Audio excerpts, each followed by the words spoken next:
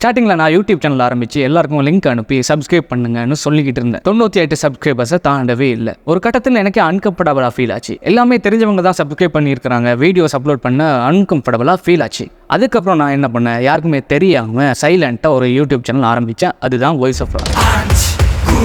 50K subscribers reach பண்ணும் வரை யாருக்குமே தெரியாது. Even my friends and family கூட இவன் யூடியூப் சேனல் செய்கிறான்னு அது வரைக்கும் தெரியாது. 50K செலிப்ரேஷன் விதமாக கேண்டி வியூ பாயிண்ட்டில் செலிப்ரேட் பண்ணோம். அப்போ தான் ஃப்ரெண்ட்ஸுக்கே யூடியூப் சேனல் செய்கிறான்னு தெரியும்.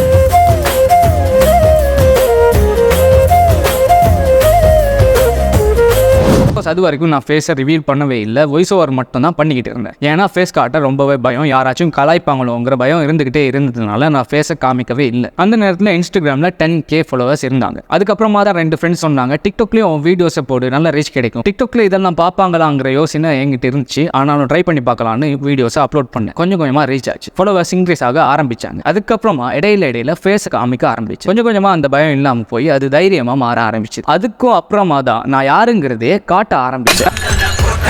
நல்ல ரீச்சும் கிடைச்சது. அன்னைக்கு அப்படி ஃபேஸை காமிச்சு பேச ஆரம்பிச்சதுக்கு அப்புறமா தான் இன்னைக்கு எங்கே போனாலும் தெரியாதவங்க கூட 10-15 வருஷம் பழகின மாதிரி வந்து பேசுவாங்க. தனியாக மட்டும் இல்லை, ஃபேமிலியோட. இதெல்லாம் வேற ஒரு ஹாப்பினஸ். நாமளே ஸ்கிரிப்ட் எழுதி, நாமளே கண்டென்ட்டும் ரெடி பண்ணி, நாமளே அதை எடிட் பண்ணி, நாமளே அப்லோட் பண்ணி அது ரீச் ஆகுறப்போ கிடைக்கிற சந்தோஷம் வேற.